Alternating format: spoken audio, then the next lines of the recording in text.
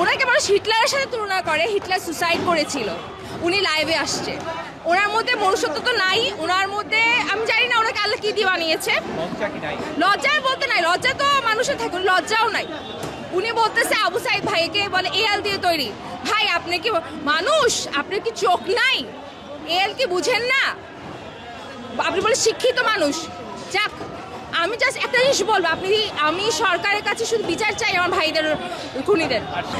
আসো, আমি জাস্ট বলবো, আমি তাদের বলতে চাই আসো, মাঠে আসো, খেলা হবে, আমরা সবাই মিলে তোমাদের সাথে খেলবো। আসো, তোমরা আসো, তাড়াতাড়ি আসো।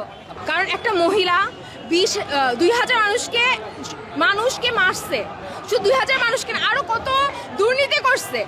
তারপরে সে পালাই গেছে, পালাই যাওয়ার পর তার কোনো অনুশোচনা নাই।